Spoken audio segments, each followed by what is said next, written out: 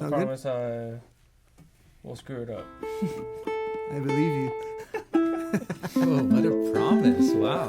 No, I promise I'm gonna screw it up. That's Oh. I believe you. I heard you promise you wouldn't. I'm like, wow, I've never heard Corey say that. But yeah, that makes more sense. 1, 2, 3, 4.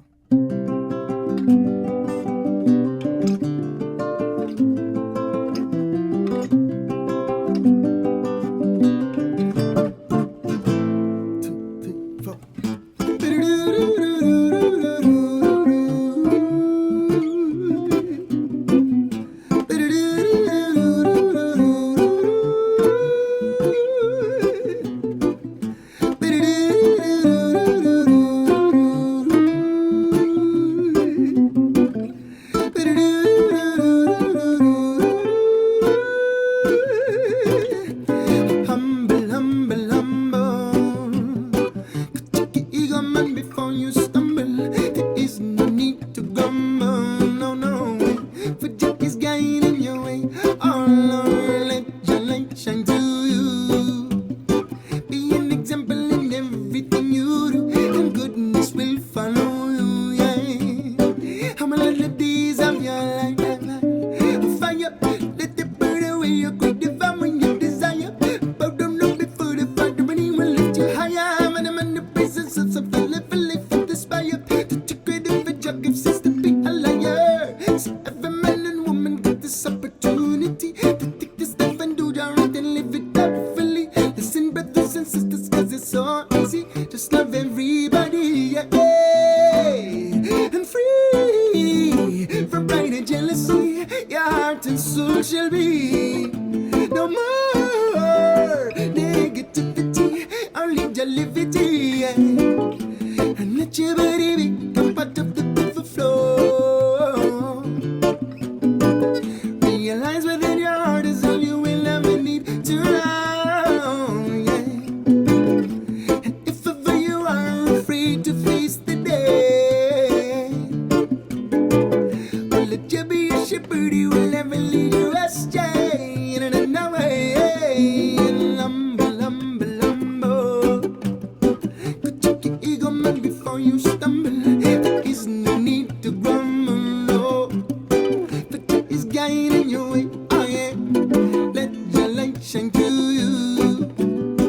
Be an example in everything you do, and goodness will follow you, yeah. How many little days of your life, life, life, life, life, life.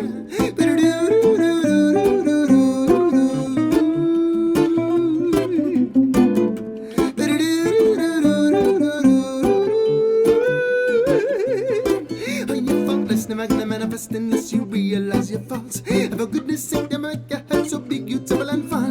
Cause useless are your loose steps against the word of the Almighty Jah. And never gonna beat the spirit of Rasta. Hey, cause never see Mount Zion, never reach. But the chosen never choose when Jah use the man to teach. Oh, it could be you, it could be me, it could be anyone at all. But you better do when someone Jah call. And don't take it personal if your brother man judges you. Cause only you and Jah know the reasons why you do what you do, yeah. And he is probably acting out of some insecurity, yeah. So just give him all your love and reflections of purity and surety, yeah. Humble, humble, humble. Could check your ego, man, before you stumble. There is no need to grumble, no way. For Jah is guiding your way. Oh Lord, let your light shine through you.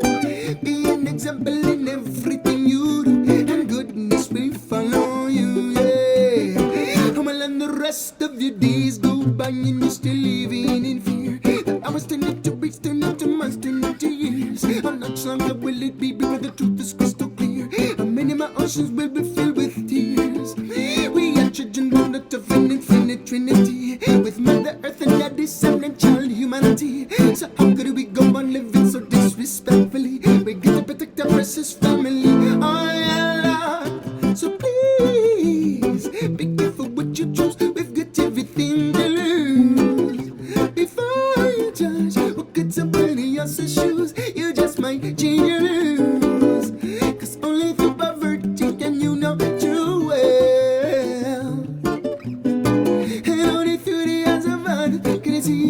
true self.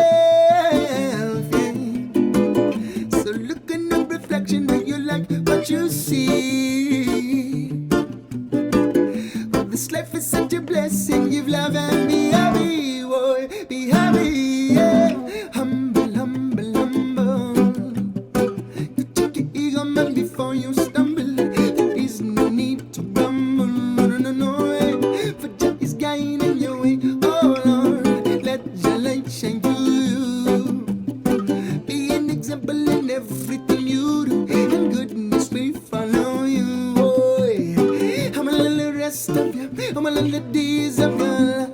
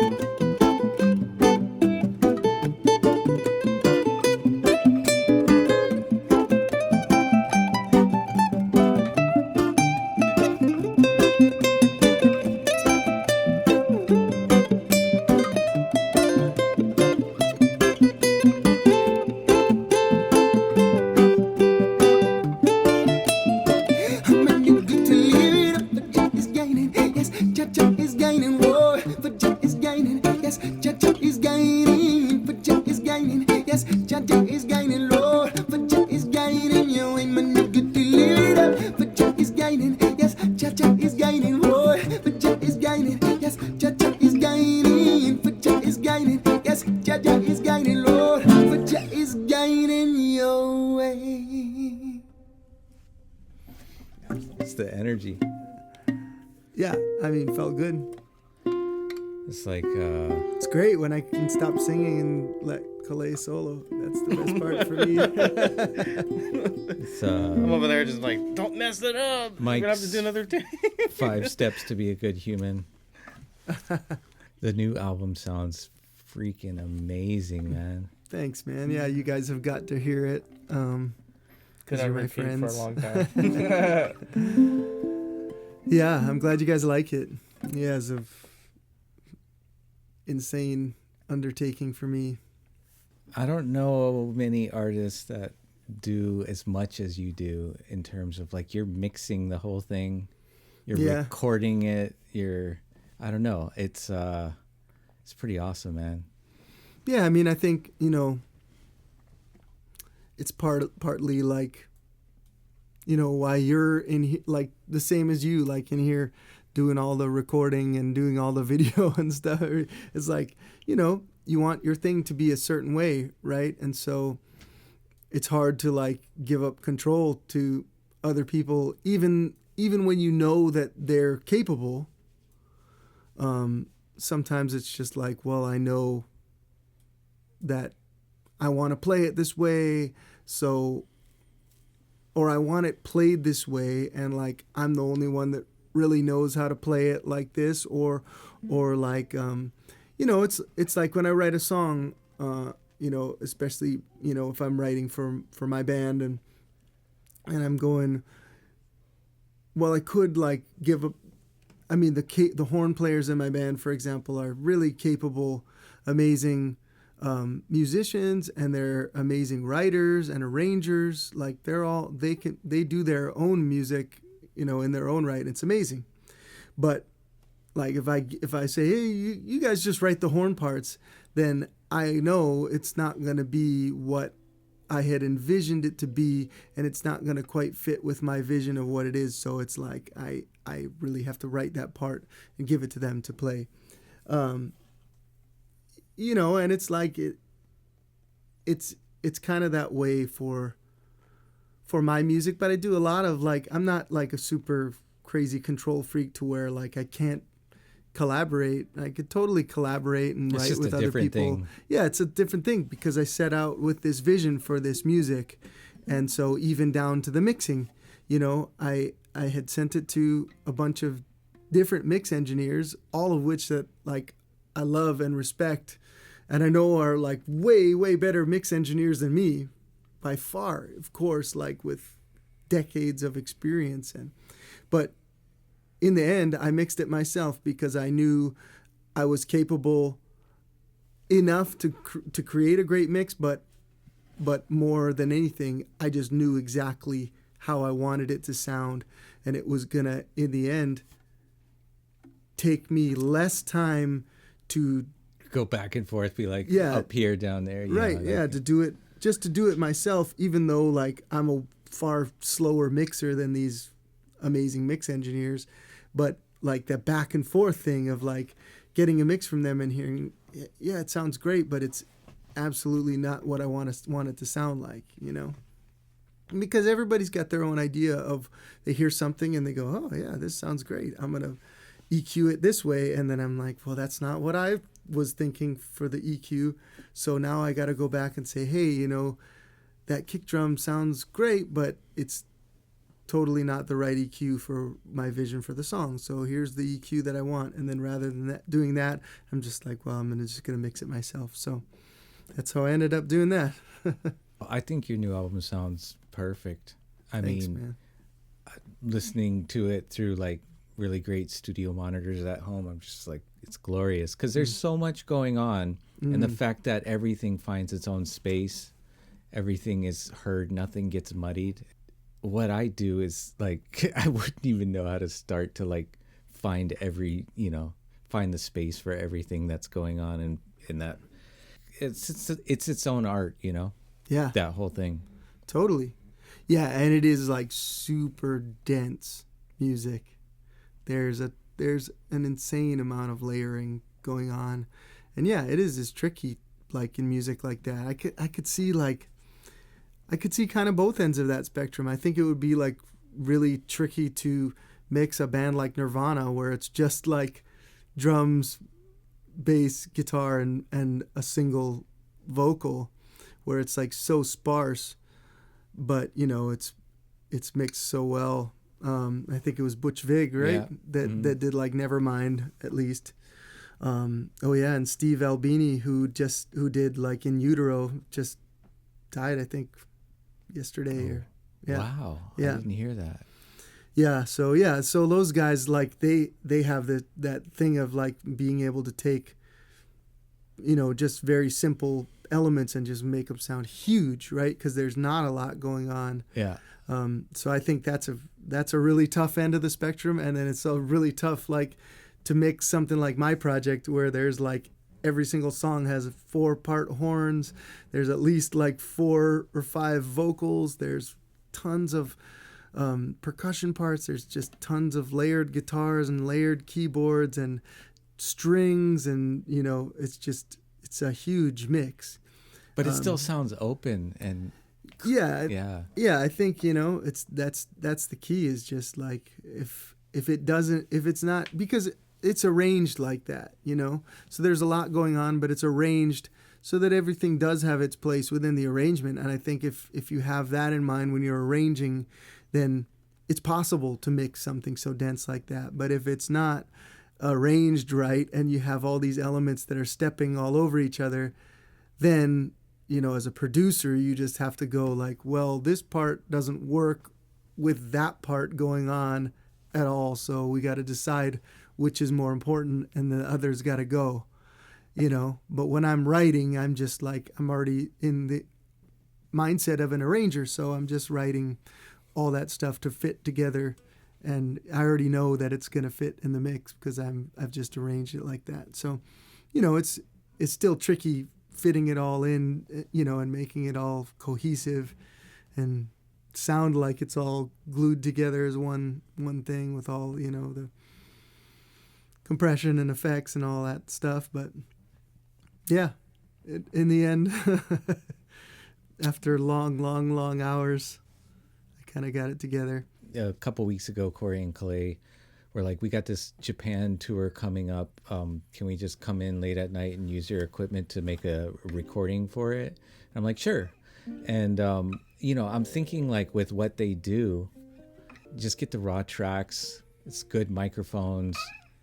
Just get it to a master, and Mm-hmm. I mean, they could probably record their own album, because it's like just getting the wave files is pretty easy. It's just getting it to somebody that really knows, how to mix and master is kind of the key after that. Yeah, totally. Yeah, I mean, they're great, amazing players. And yeah, you have a great room here, and you have the great equipment to capture it. So yeah, I'd say for sure it's like, I mean, the main number one thing I think is like the musicians still. Oh, of course, yeah. Otherwise, like, these guys are gonna play a bunch of stuff, and you're gonna have to do all kinds of work, spend all kinds of time like cleaning it up, and depending on how well they played, you might not ever be able to make it sound great. But if you have like a great performance, it's kind of matters a ton more than the like overall sound. Yeah. Like what is, what it is. I mean, like whether it sounds like tonally like great or amazing is like secondary to like them, the performance. Yeah. I mean, I don't know. I think it's like, we could go on forever about that. I think really ultimately you're right. You could have, a terrible recording of, I don't know about terrible though. I mean, like I would listen to like a really bad recording of like a Smashing Pumpkins song, and they recorded in their garage, like, in the early days or something. And even if it's like sounds terrible, if it's a great song, like I still want to hear it, and I'm still getting stoked on it. But like, on the other end of that spectrum, like I can listen to music that I don't even like. If it's recorded well, yeah.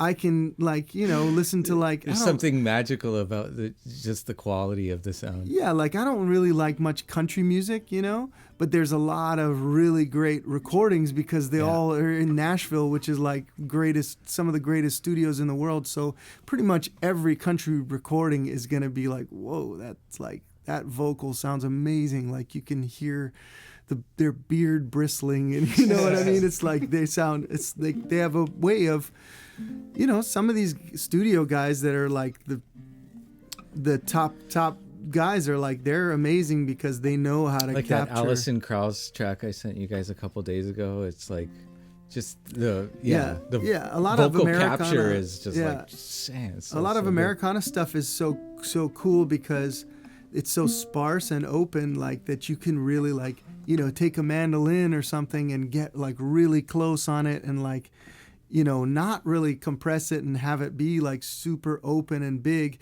because it's like, it's a guitar, a mandolin, an upright bass, and a vocal. So like there's so much space, right, in the mix for it, that everything can be really like upfront and really intimate. So I think there's a lot of like really great recordings. Yeah. So I can listen to stuff like that, even if I'm like, I don't really like this song.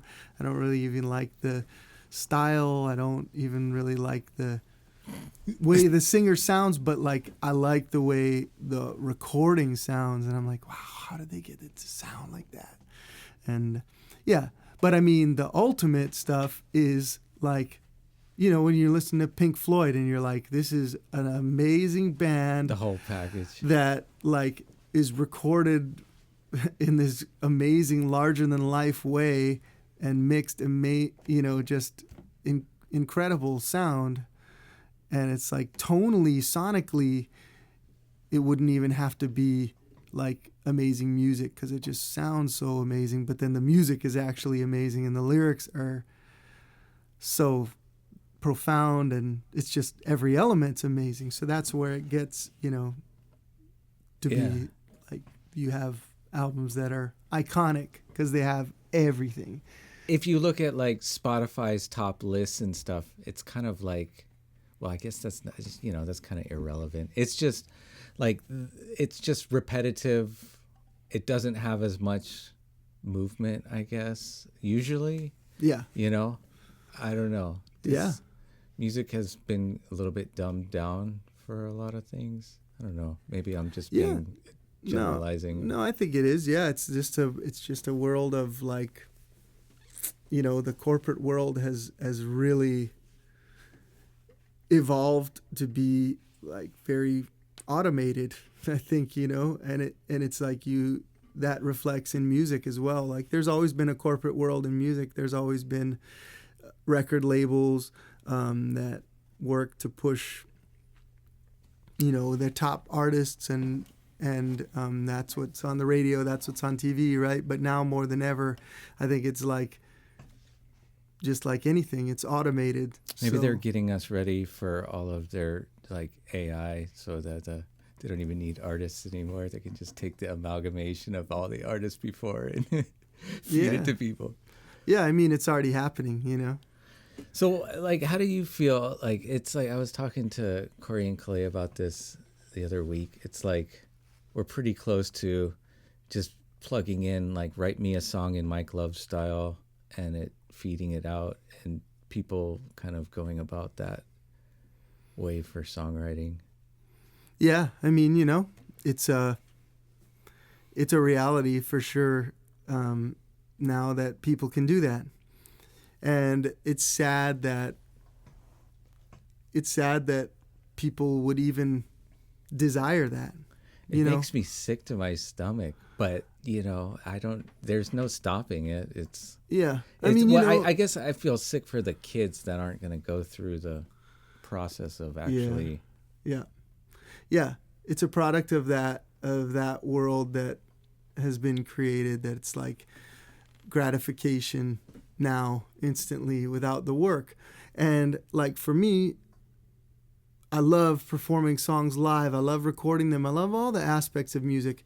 But the number one aspect of music that I could absolutely not do without, if you took all the rest of it away, if nobody ever heard of my music, if nobody loved it, if nobody connected to it, it would be fine, as long as I still had the element of creation, because that's what makes music beyond me. It's what makes it a part of everything. It's why people connect to these songs, because they are universal, because they do come from a place that's bigger than me. And when I open myself up to that creative process, because I've done the work, those rhythms and those melodies can come through me, and I can receive them and channel them through my hands and my voice, my vocal cords, and create something that's brand new and unique. And even if you're putting all of that into an AI engine and coming up with something new, it's not technically new, because it's just, all it can do is take what's already been done and create something not new but different, that's an amalgamation of all of that stuff. So I believe that's the main difference, is that through creation and through the spirit, we can create something new, that's unique, that's never been done before, that's never been heard before. And that's what people are going to resonate with. And when people ask me, what can you do, like, to, how can you be a successful artist? I'm like, that's it. That's the number one thing. That's all people want to connect with, is something that they've never heard before, something that they've never experienced before, to inspire them. So if an idea comes into you and you go, like, what is this? It doesn't make sense. Like, grab a hold of it and follow it and like see it through to completion. And I think that's just something that AI will never be able to do, because there's no spirit there, And I do think, it's sad that anybody would even want to circumvent that process, because that's the most ultimate part about it. I had a friend that was like talking to me about it, and he was like, he's an engineer, so he's not, he's not like a songwriter, and he was like, I'm like making this song about this and that with the, I put it into Chat GPT to get some lyrics, and he's just like, it's cool, it's great. It's like, okay, well, it doesn't, he's like, but I'm not a great songwriter like you, so this is what I have to do. And it's like, yeah, I guess, but you don't have to be a great songwriter to write a song. It doesn't have to be good. It just has to be you. And if you do it enough, then, you know, you're going to eventually, like anything, get better at it, right? And you're going to be more open and more free with your ideas, and more, you know, cohesive with putting it together. Yeah. Like your first, out of your first songs, did you trash them all? Was there? Oh, I would never share, any of those. I mean, I wrote, I don't know, 100 songs before any song that anybody ever heard or was ever recorded, at least. And yes, it's a process, you know? That's what I fear people are going to try to circumvent, because that's how you find your voice. Yeah. Or get better at finding your voice. Yeah, or get better at channeling that thing that's going to... Right, but if you let a machine find your voice for you, it's not your voice, you know? And I just think, yeah, that's not it's not going to be something that anybody can really do, because they're just like, I mean, that's the way, it's basically like if you say, hey, you know, I want to write a song about this, I want to write a song about that. You come up with a bunch of songs.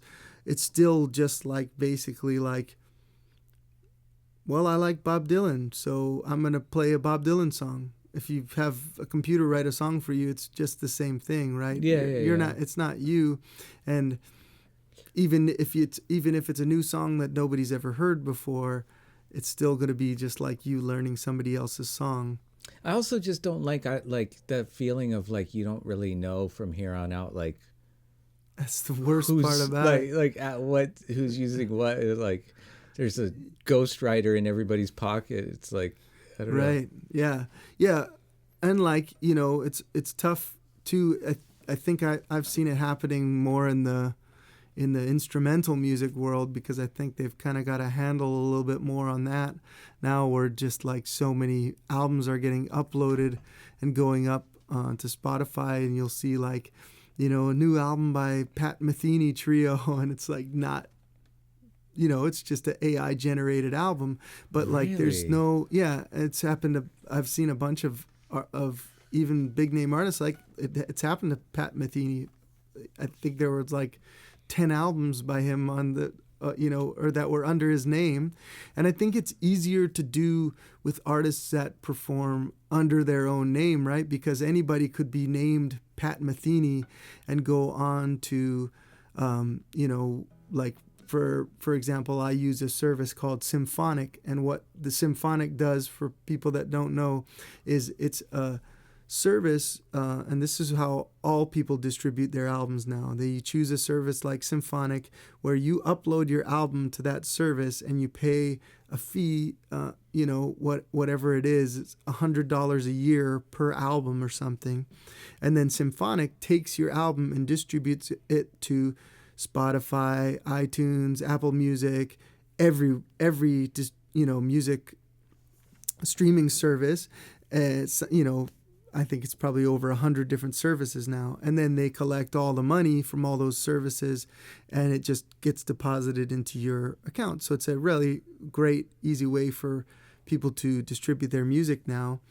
But the problem is that, and I've run into this problem because my name's Mike Love, and there's a singer from the Beach Boys named Mike Love, and there's a rapper named Mike Love, and there's a country artist named Mike Love. So if I didn't have a management team that was looking out for all of this stuff, it's tough, because those streaming services will, you know, they won't have separate artist profiles for artists that have the same name. So if you go on there and you create an AI generated Pat Metheny album and you upload it to Symphonic and you say, you know, Pat Metheny, this, you know, they think it's another jazz Pat triangles Metheny or something. Yeah, they're just like, it goes up onto Spotify, and Spotify just automatically attaches it to the Pat Metheny profile. So if you like Pat Metheny, then you're getting a notification that Pat Metheny put out a new album, but like it's not him, you know, and it's so tough because he must be tripping out. Like, what the?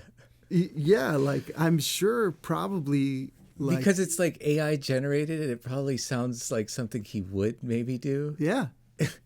Right. It sounds like him. What it a totally world, sounds man. like, I mean, it's because getting really weird. Yeah. And so it's like it's really despicable because, you know, you have people preying on amazing artists that have spent a lifetime and, you know, I mean, somebody like that, he's like played guitar for, you know, his whole life, and not like a normal amount. Like he's played guitar an amount that like most people would just consider insane. You know, people who play like that, they play their guitar when they're learning, especially in their younger days, you know, like they're playing their guitar for 15 hours a day, some of these guys, and that's how you get to that superhuman level. And just the fact that like a computer can like create it, like rip you off and create something instantly, and somebody can upload that, and that there's not a system in place to protect artists in that way yet, at least, is just, it's really sad and terrifying. Insane. Yeah, it's terrifying. And like, you know, there's also elements of like just how streaming services distribute money, and how like you know, it's not exactly distributed just by per stream. It's like divided among artists, and that's how royalties are divided as well. Like you know, so if you have somebody that's creating and uploading 300 AI generated albums in a year, you know, it's like they're getting a bunch of royalties from that. If they're getting, you know, not a huge amount of plays, they're still like pulling royalties from, you know, that are divided amongst artists, because of all of the stuff like, you know, clubs and venues and places where they play music publicly, they just pay out like a gross sum to like the royalty companies, and so that gets divided amongst artists. So it's like I couldn't possibly put out 300 albums in a year. I'm lucky if I put out one album in a year, or one album every 5 years or something, you know, with the way that I work and make music. So having somebody being able to just create hundreds of AI albums and just upload them as if they're the artist, you know, it's because the streaming service doesn't see it as something different. They're just seeing, wow, this guy's really prolific, you know? And then, so. Yeah, there should be better ways of policing all of that. Yeah, but right. It's but going it's so across new. all streams. It's like with video too. Like there's like AI ways to do things that would take crews, and you know, there's still crews doing that stuff, but now they can just do it with AI. And so, and then it's like, so in video world, things just getting like done so much quicker and uploaded, and it being harder to justify hiring videographers to do things. But it's like on the internet, like you can like I think back like 15 years ago starting a blog, writing about, like, now it's just like, okay, write me, you know, 10 pages on the history of ukulele, blah, blah, blah, blah, and then upload. It's just like things are just going to be exploding, where it's like everything's going to get diluted with all this, like, just artificially intelligent, you know, generated crap. with no spirit. And that, and it's sad because it's taking away the jobs of creatives, you know.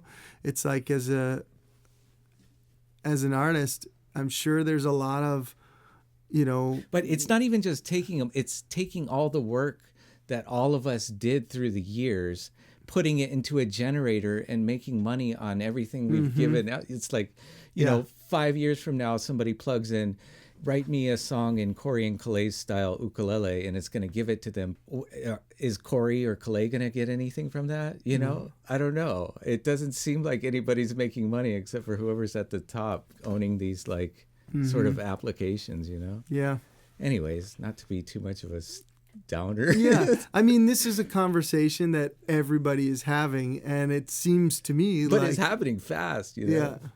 Yeah, So- right. It is. It's happening fast. And I think, you know, my hope is that there will be systems put in place to regulate it. And there will be, you know, I mean, it's like, it's crazy because they're building detection programs that are AI detection programs to detect AI created things, right? So it's like, robots to find the robots. yeah, it's just it's crazy. It's the Wild West right now. Yeah, it's hard to imagine.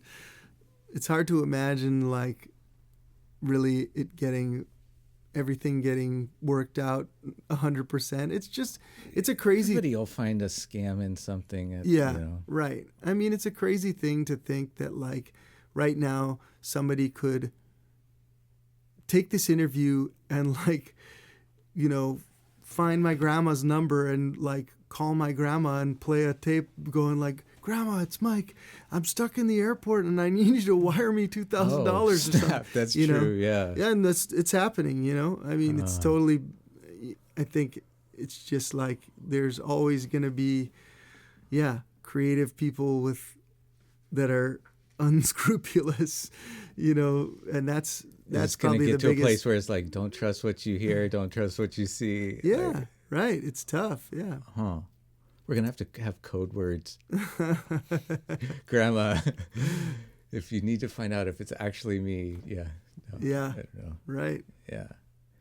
On a more positive note, Yeah. Right. We could go on about it forever, but I think it's like everybody is already saying everything that needs to be said. It's just a matter of how it's going to play out.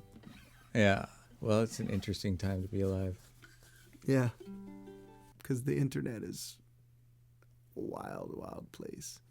I like Instagram posts like where you see Pepe just like carving the wood and the shavings coming up. Yeah. Stuff like that, you know, where it's like I love it too, but like it's funny because it's still like an Instagram post and know, it's still yeah. Pepe like but there's like creating content Right. in his way. I right? know. And he's like it's really, the game that you have to play, even though it's like really that's the old world skill. Yeah. Right. But now you got to he's pop savvy. up a phone and Yeah. show everybody. And he's savvy and it's like he's good about doing it. And it's great. Like it's like totally that like it's so satisfying to see him with his planer just going shh Yeah.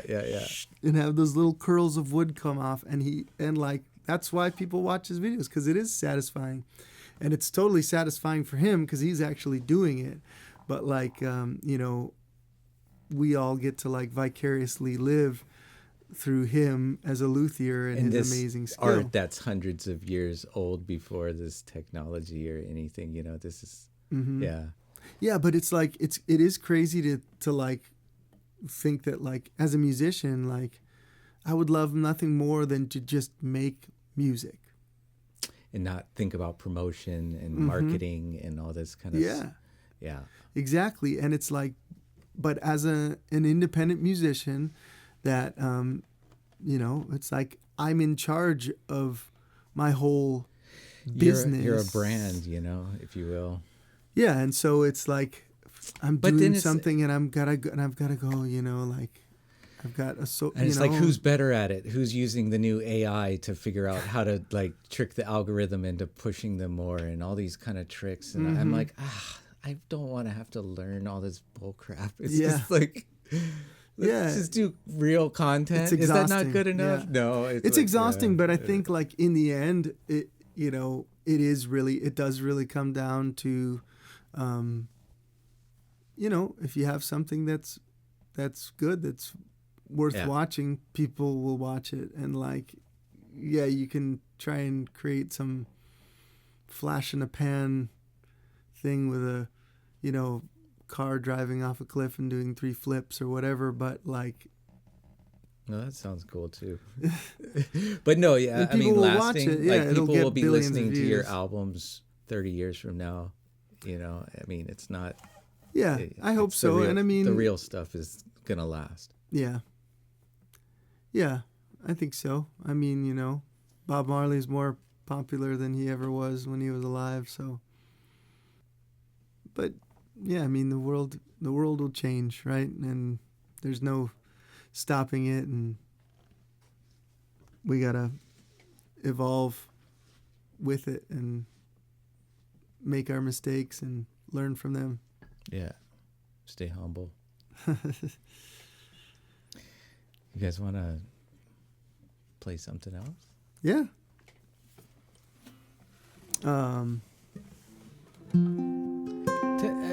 Where can you got upcoming stuff coming up that people can? Should they just go to your website or anything you want to like? Yeah, I mean, the main thing, is the album. When's the drop date on that? So the album is called Leaders, and it comes out on July 5th. You know, it's been a great body of work for me. I think it's my best work. It's I think so too. Yeah, I'm excited to share it, and it comes out July 5th. I'm going on tour in July in Europe, and then I'm doing a full band tour in the fall, you know, to kind of promote the album and be able to play all those songs and stuff. It'll be fun. This is a one. This one's called The Butterfly Remains.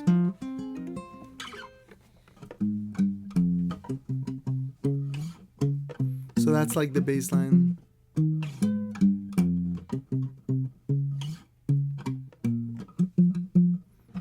F minor, C sharp, B flat minor,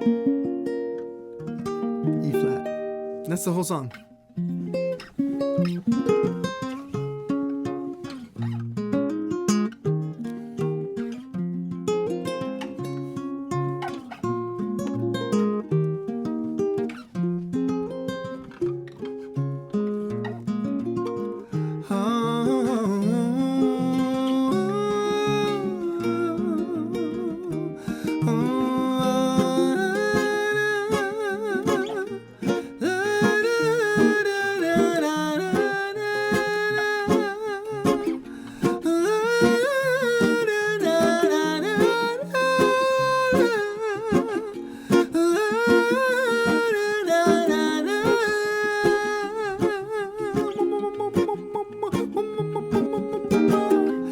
Facing your reflection, even when you're in your darkest hour, will you greet it with acceptance?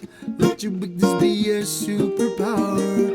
Every aspect, every reflex, every bruise and every broken bone, all the tragic, all the neglect became your most and then you call it home. Ever since you were up, little Johnny had a dream, you held it down inside your heart. Then you go need to up, gone up and forgot your dreams, and piece by piece they picked you apart. But I'm gonna let them, I'm gonna let them steal our hope, steal our dreams, steal our youth. No, I'm gonna let them, I could never let them twist and toxify the truth. Oh, I will go where the wind blows, where I'm needed most. Follow the whispers of the gods and ghosts. Leave this broken world behind me, yeah. And I will be deeper than the deepest, darkest sea. And I won't need no one to rescue me. No judge or love will always find me, yeah.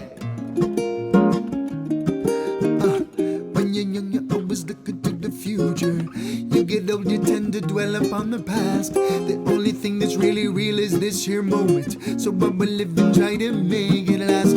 Many will take the easy road, many will run and hide. Many will fall victim to ego, arrogance, and pride. Many would rather die than face the darkness deep within. Many are called, but few are chosen. Oh, I will go where no roads are paved, no walls between, and witness things no man has ever seen.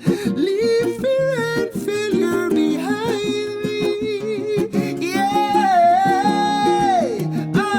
But the chrysalis cracked when the sun turned black.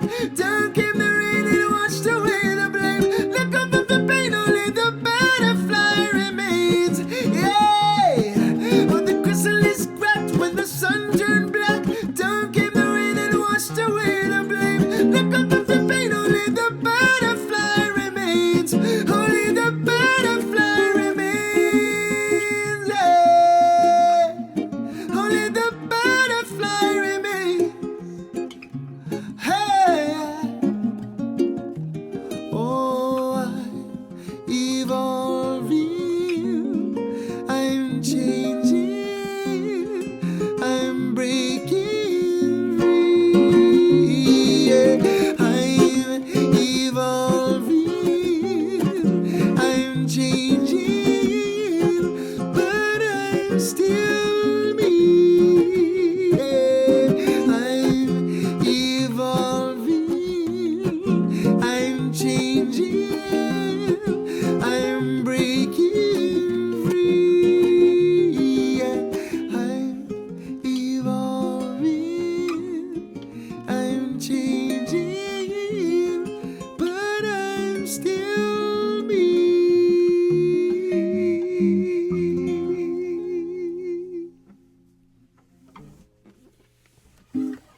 Nice. Hell yeah. What a gorgeous song. Thanks. So what's the process like of writing something like that? How does it start and evolve? So, well, I guess the thing to kind of note on that one is like the idea surrounding the lyrics of that was really the original kind of concept for the title of my new album, Leaders, which didn't end up happening because, you know, the lyrics at the end, that kind of like big, you know, crescendo that happens there. It's like the chrysalis cracked when the sun turned black. Down came the rain and washed away the blame. Let go of your pain, only the butterfly remains. So that was the original title of the album, The Chrysalis Cracked When the Sun Turned Black. And it was kind of surrounding like I wrote that. It was kind of like a long poem that I wrote after seeing the eclipse of the sun in 2017. And it was like it had a profound effect on me, like the idea of, you know, that shadow that exists within all light, and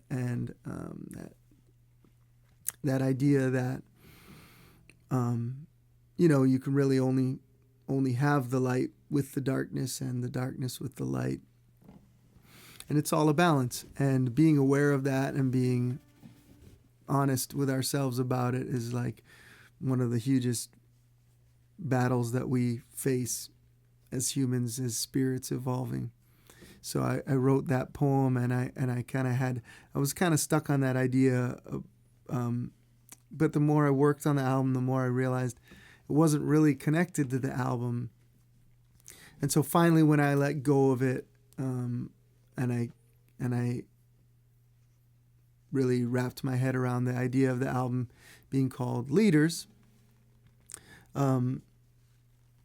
which is based around a theme that happens throughout the album, an a cappella song, Where's All the Leaders? And so I let go of that idea, and then I got the opportunity to write that song, which was on the Cali Roots rhythm, and it was a rhythm that was created by Collie Buds and J Vibe, So the music was there, the instrumental music was there, and I started just like I do in that style, just playing around with melodies over that rhythm, and kind of that first melody came that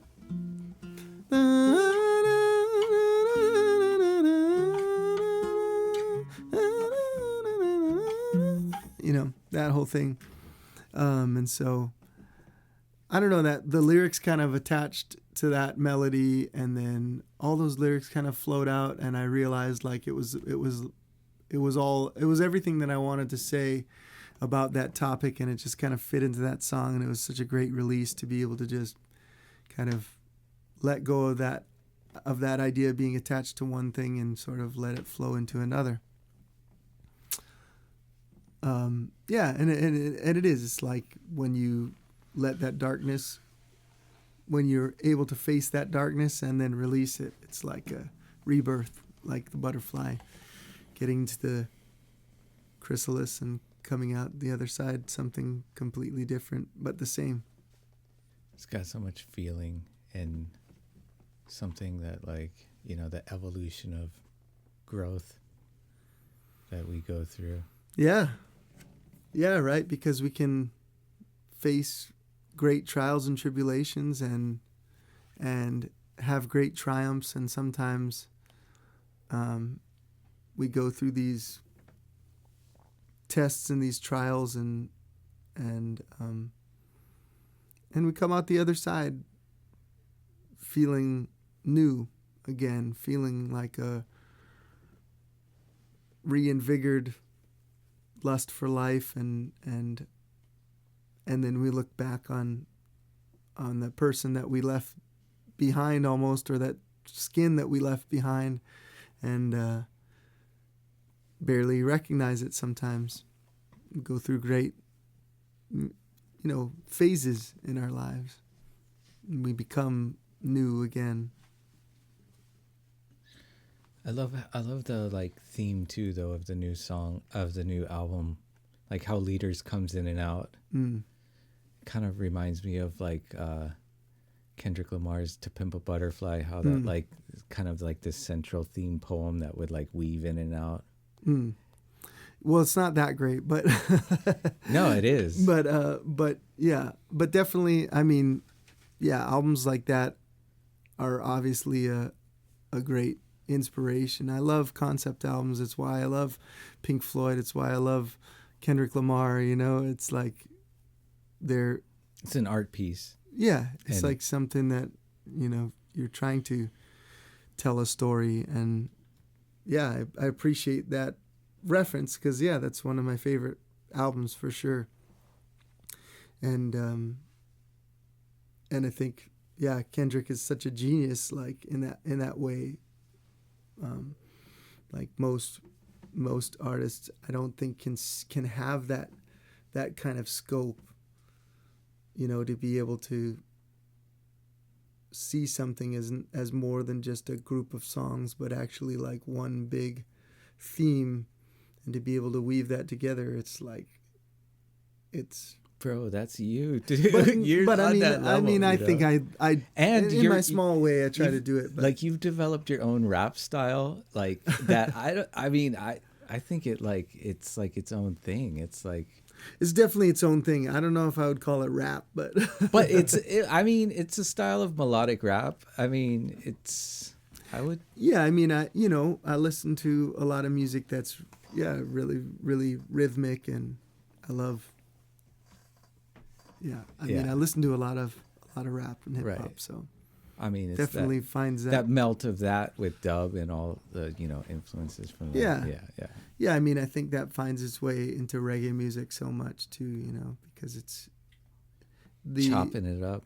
Yeah, and the energy and the intention are often the same. It's about struggle and triumph over adversity. So I definitely think the themes are all there, and that's why you see like some of the greatest collaborations of the last decade or two have come from fusing reggae and hip hop. The Marleys are so good at doing that, you know. Have you always been able to hit falsetto like that? It's definitely something I've worked on a lot, it's something I naturally kind of fell into, just because like I like to sing high, but I think I only recently started working with a vocal coach, and it's like, because I'm just getting older, and like singing the way that I do just takes such a tremendous amount of, like, I really should have the technique, but I don't. And so I'm just like trying to do things the way that I figured out how to do them, which is like probably like pretty wrong from like a longevity standpoint. You know, so like just belting things out at the top of my range, it's not sustainable, I think, in the way that I do it, because to get to those high notes, I just push my voice so hard, and that's not really how you're supposed to do it. But it's just kind of how I taught myself to do it, and it's so hard to unlearn or change or figure out even how to achieve that without doing that. And so, yeah, a lot of times, like, you know, I went to that falsetto thing, you know, like in Penniless or something, where I went, ah, da, da, you know, rather than going, da, da, da, da, you know, it's like, it's tough to do that with your full voice and not, I mean, the great singers can sing up there and do it without going, la, da, da, da. It's tough. I can't do it, you know, but it's easy for me to go, la, da, da, da, da, la, da, da, da. But I think it's like a different timbre too. So a lot, in a way. What is the vocal coach you're working with like have you do? Like a lot. So the main thing that he's taught me to do, which has helped me immensely, is just doing warming up on the full range of my voice, just gently, you know, because if I go, you know, if I walk on stage and I sing the first song, odds are it's going to be like, I use the full range of my voice in every song. And there's always going to be a point in the song where, you know, I'm going, and the chrysalis crack when the sun turned black down in the river, so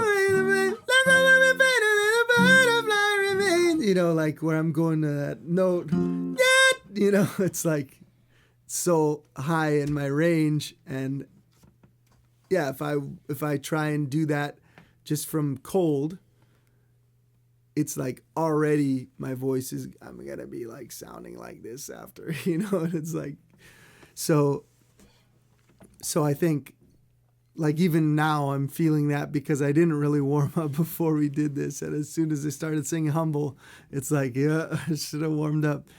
And, you know, and that's the problem, is like when you start out like that, you're kind of screwing yourself from the get-go.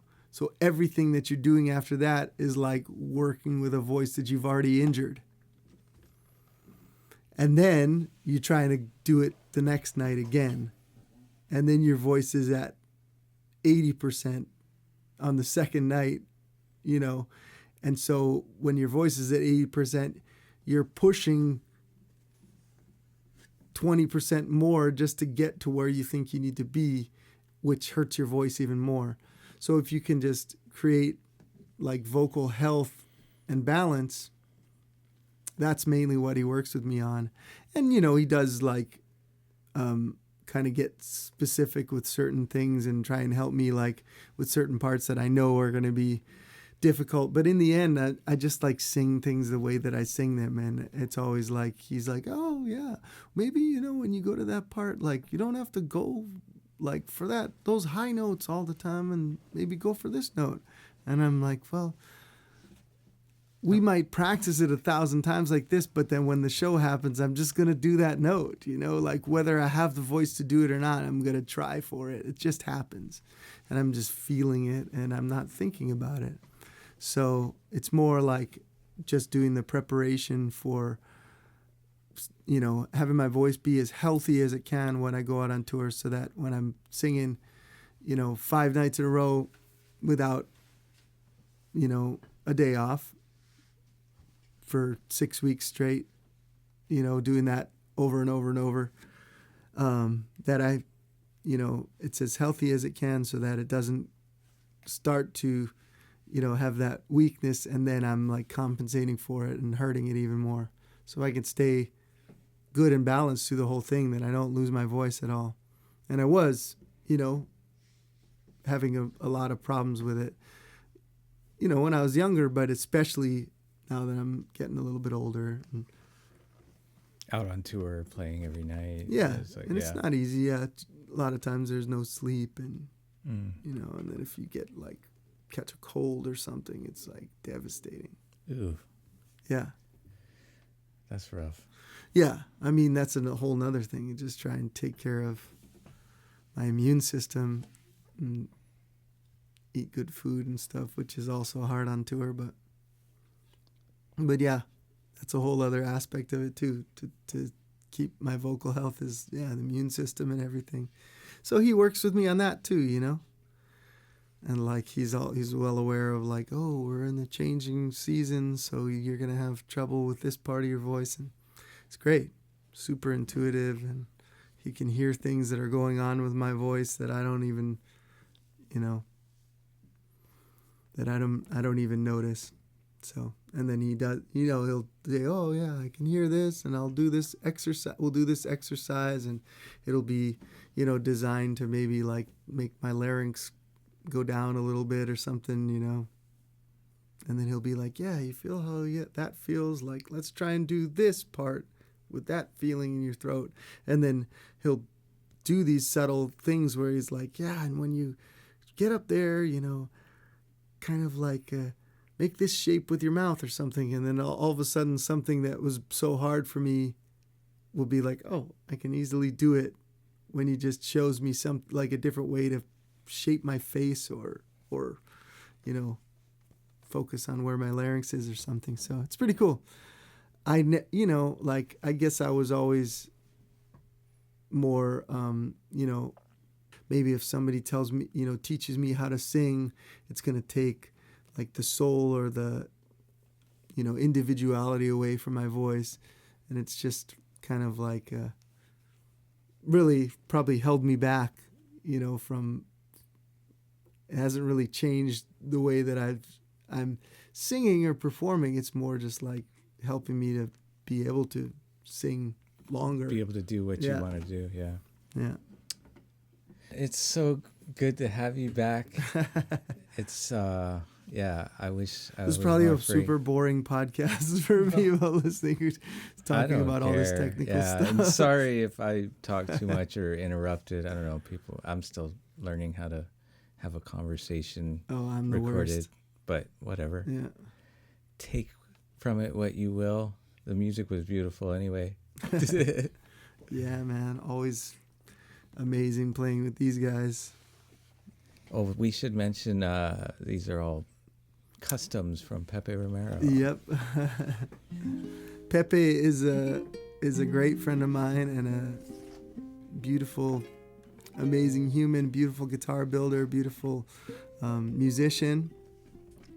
And he's built a couple of guitars and a couple of ukuleles for me that I play, and are some of my absolute favorite instruments to play. You can hear some of them on my album. None of these are the ones that I own, but I just came in and they happened to have this Pepe guitar here, so of course that was what I wanted to play. And then Corey was. We just got in 4 today, so a ukulele and 3 ukes that I'll be featuring. You know, these guys will be showcasing soon. Yeah. But yeah, just made sense to have the trio, guitar, the ukulele, and the ukulele. Hell yeah. It sounds so great together. Yeah, it's really fun to play it too. Yeah. Yeah. I love that. Like, of course, I love all of Pepe's stuff, but I love those guileles that he makes. They're so cool. Such a fun instrument to play. Yeah, the amount of sound that comes out when you play it for something this small. Yeah. It's always incredible. Yeah. I've always told Pepe, like, eventually I'm gonna get one of those, because I've so many songs that I play that I capo at the 3rd fret, you know, and I'm always just like, oh man, that's what that is right now. Yeah, it'd be perfect. Yeah. It's just in G. It's just and it strung fits like in a naturally. baritone case. Yeah, and it sounds so amazing. The thing about Pepe's instruments that are just so cool is they just sound so big, you know. I feel like they always sound like larger than than you expect a guitar to sound. You know, he really builds them to be like these concert instruments, I think, because he comes from that realm of like watching his dad and his grandfather and his uncles like play in concert halls, you know, and having to have these instruments that without any mics, like, it's not like a piano, you know, it's a guitar in a concert hall, and it has to fill that concert hall the way a piano would, right? And if part of it is like their playing technique, but it's also like having these instruments that are open, that can just be loud and project, and that can sound amazing when they're played really delicately, and amazing when you just, you know, hammer on him. And I love that about his ukuleles. Are first time I played one of his ukuleles, I'm like, whoa, it's just fills up the whole room like no ukulele I've ever heard. Inspiring. Yeah, and he just loves it so much, you know. He's so into it, and he's super passionate about it, and you can feel that in all his instruments. It's very special to have somebody that's like a, you know, I think it's a special thing about his luthiery that, you know, I feel like he comes from a really like a musician. He's a great musician as well. You know, he can really play very well, and he comes from that really passionate world of flamenco from Spain, and you know, it's just like and just being surrounded by like the greatest instruments in the world forever from his father and all their family, you know. Yeah, so it's like, and his dad, he had a clear goal of like, you know, or he had the whole spectrum to, and then being able to learn from some of the greats. Yeah, right. He just had all the connections to be able to learn from all the great European builders, and he learned from legends in that world. So, but it's cool because, you know, we were talking about that earlier with like luthiers, you know, growing and trying new things, and he's so cool in that way too, because he comes from this whole old world of like, you know, you putting on 3,000 coats of shellac like by hand, rubbing it on, but he's also like, yeah, Mike, I'm trying this totally new bracing system that I came up with. And like, you know, he does things that he was never taught to do, or probably taught not to do maybe by certain builders or, you know, and he's... It's like the same thing as music, right? Learn everything that you love, and then forget it and do your break thing. All the rules. Yeah, because you might do something that no luthier ever thought of before, and it might be. I like his new skin bracing better than anything he's done. Yeah. So. Yeah, it sounds amazing. I have 2 guitars and 2 ukuleles, and they're like both kind of before and after those things. And I mean, they, you know, they're each amazing in their own way. But yeah, totally, it's not. Yeah, because he wasn't fully in tradition before either. Yeah, he was doing like reverse fan braces, and so he's always been like, he never wanted to just build the guitars that like he a Torres basic, or you know, like whatever. The guys that he learned from. It's like he's not gonna build their guitars. They've done that already, you know. So he's doing his own designs, and it's cool, really cool. Big thanks to Pepe. Yeah. Love you, man. Thank you, Mike. Yeah, thank you, Andrew. appreciate Thanks, you. Corey. Thanks, Calais. Thank you, man. Thank you. Pleasure Thanks for jamming hanging with you guys. Likewise, always. Same here. All right, guys. We'll see you soon. Aloha.